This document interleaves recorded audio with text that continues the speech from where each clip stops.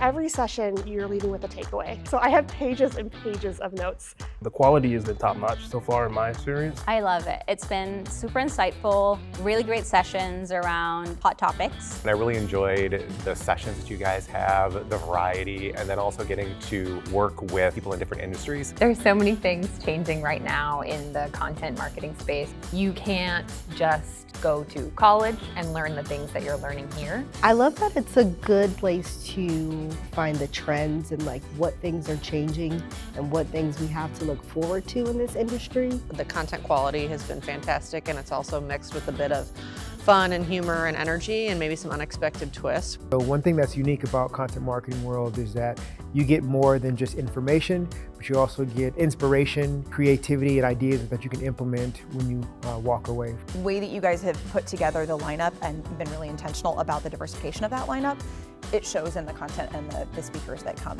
year after year.